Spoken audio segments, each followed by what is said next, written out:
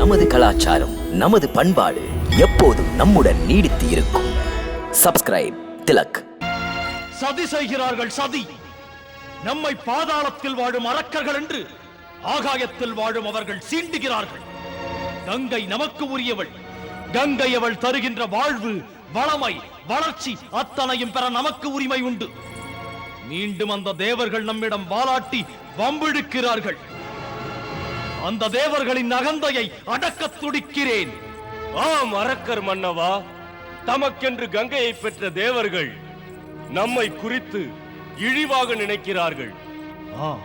நம்மை தூசாக மதிக்கிறார்கள். திறமையற்றவர்கள் என்று நம்மை சீண்டுகிறார்கள், சிறுமைப்படுத்த. ஆம் தளபதி பிராணாந்தகா, சரித்திரங்களே சான்று. அந்த தேவேந்திரனின் ஏமாற்று நாடகங்கள் எண்ணில் அடங்காது. நம் உதவியவர்களுக்கு தேவை என்ற நிலை வரும்போது இந்திரனே வந்து காலை பிடிப்பான், நம்மை துதிப்பான். பார்க்கடல் கடைந்த போது அமுதம் நமக்கு கிடைத்ததா? வீரமற்ற தேவர்களுக்கு வாழ்வு தர எண்ணிய விஷ்ணு மோகினியாக வந்து நம்மை ஏமாற்றினான், தேவர்களை வாழ வைத்தான். ஆம் அசுரமன்னா, நமது முன்னோரான அரசர்க்கரசன் பலியிடத்தில் 3 அடி மண் பிச்சை கேட்டான் அந்த நாராயணன். வாமன அவதாரமே விஷ்ணுவின் கபட நாடகத்தை நமக்கு உணர்த்துகிறது. இனிமேல் அவர்கள் சீண்டுவதும் சிரிப்பதும் நம்மிடம் நடக்காது. அவர்கள் தந்திரமாய் வாழும் தேவர்கள் என்றால் நாம் வீரத்தை நம்பி வாழும் மானமுள்ளவர்கள். நான் அரசர்களின் அரசன், அந்தகாசுரன். அந்தகாசுரன் கங்கையை இங்கே என்னால் கொண்டு வர முடியும். அவர்களுக்கு நான் யார் என்பதை இனிமேல் புரிய வைக்க வேண்டும். தேவர்களின் அறைகூவலை ஏற்றுக்கொள்கிறேன். பாதாளத்து அரக்கர்கள் யார் என்று காட்டுகிறேன்.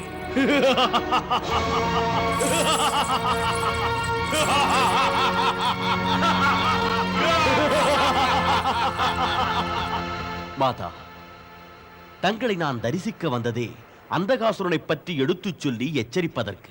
எளிதாக நினைக்காதீர்கள். அந்தகாசுரன் பயங்கர அரக்கன். அவன் போரிலே தேவர்களை அழிப்பதோடு மட்டுமல்ல, தங்களை கடத்தி போகவும் இங்கே வருவான். இப்படியா தாங்கள் அச்சம் கொள்வது முனிவரே? பெற்ற தாய்க்கு சேயிடத்தில் அச்சங்களா? மாதா, அந்தகாசுரன் அசுரர்களின் மகாராஜன்.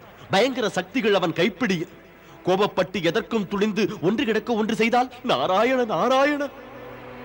பிள்ளைகள் இப்படி தீய செயல்கள் செய்ய நினைத்தால் முனிவரே, பெற்ற தாய் மிக்க பொறுமையோடு இருந்து அதை மன்னித்து அன்பு காட்டுவாள்.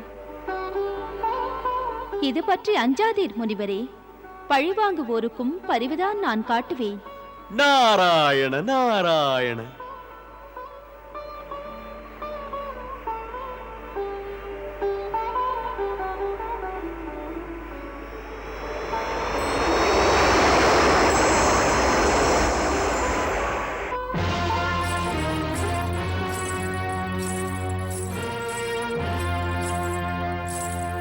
தளபதி பிராணாந்தகா, என் முடிவை சொல்லி விடுகிறேன். நாம் தேவர்களுடன் போர் தொடுப்போம். அங்கிருந்து கங்கையை கடத்தி வர, கங்கையை அங்கிருந்து சிறைப்படுத்தி பாதாளலோகம் கொண்டு வர வேண்டும். கங்கை வந்தால் பாதாளலோகமே பேரொளி பெறும். கங்கை இங்கே தொண்டு செய்வாள். அசுரர்களுக்கு அனைத்து நன்மையும் தருவாள். தளபதி பிராணாந்தகா, ஆணையிடுங்கள் மன்னவா. சொர்க்கப் போருக்கு ஆயத்தம் செய்துவிடு. நாம் போவோம். அரக்கர்களின் விரிந்து வளர்ந்த படையுடன் சொர்க்கத்தின் மீது மோதுவோம். மன்னிக்க வேண்டும் என் மன்னவா. தாம் அரக்கர்களின் மாமன்னர், வலிமை மிக்கவர். அந்த கங்கையோ ஒரு அபலை பெண். ஒரு அபலை பெண்ணை அந்த பிரம்மா தன் சின்னஞ்சிறிய கமண்டலத்திற்குள் அடைத்து வைத்திருந்தார். அவளை கொண்டு வர அரக்கர் படை எதற்கு? கங்கையை கடத்துவதற்கு நமது மாயாவி வீரர்களே போதுமே. ஏற்புடையதை சொன்னாய் தளபதி பிராணாந்தகா. ஒரு சிற்றெரும்பை இந்த யானை போய் மோதுவதா? கூப்பிடு அந்த மாயாவி வீரர்களை. ஆகட்டும் மன்னவா.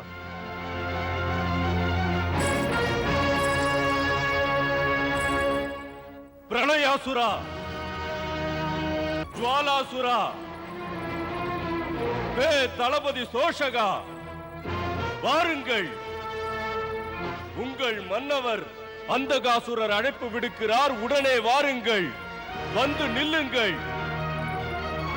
உடனே வாருங்கள், உடனே வாருங்கள்.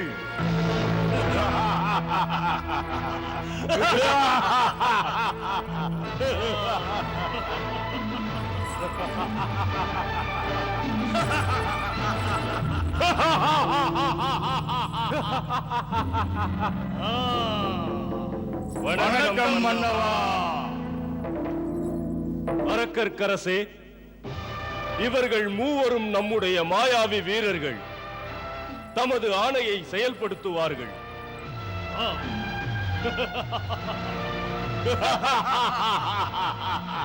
மாய வீரர்களே, நமது மாமன்னருக்கு உங்கள் திறமையை காட்டுங்கள். அரக்கர் வேந்தே, புயலுக்கும் பெரும் காற்றுக்கும் நான் தலைவன், பிரளயாசுரன். எனது மாய சக்தியினால் அழிவை கொடுக்கும் புயலை உருவாக்க முடியும். எனது வாய் மூலம் கிளம்பும் காற்று பூமியை அழிக்கும், மலைகளை தகர்க்கும், அண்டங்களை பறக்க வைக்கும்.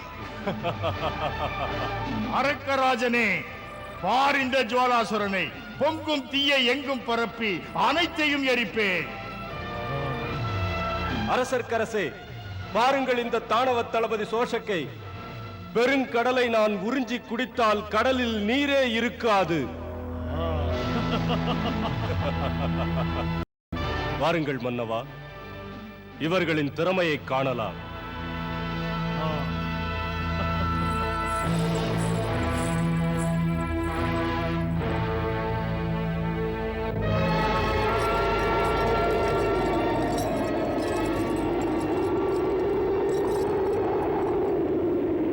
இப்போது உன் திறமையை காட்டு பிரளயாசுரா.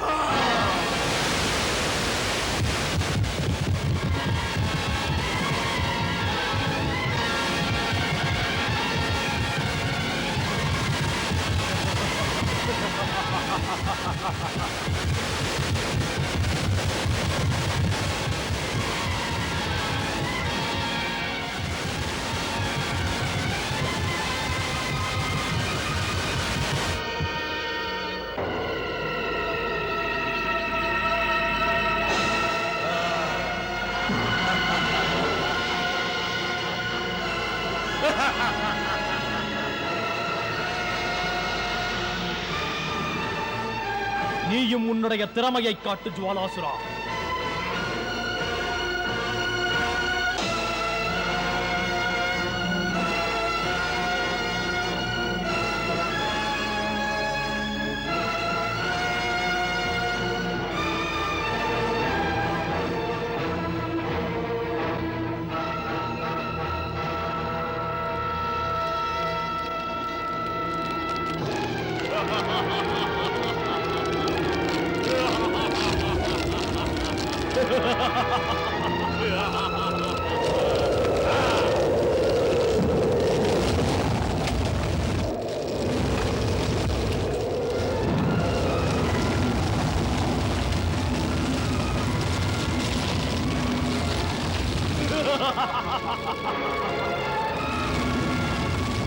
வாழ்க வாழ்க ஜுவாலாசுரா, வாழ்க.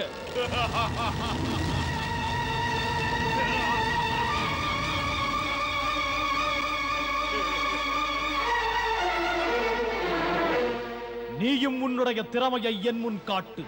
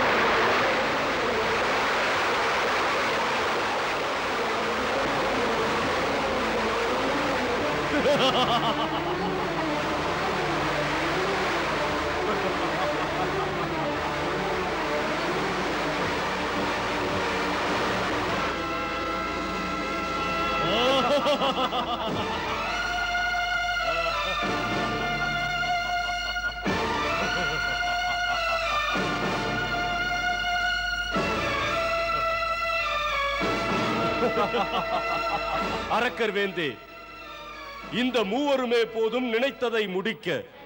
இந்த மூவரும் யார்? பிரளயத்தின் பேராற்றல்.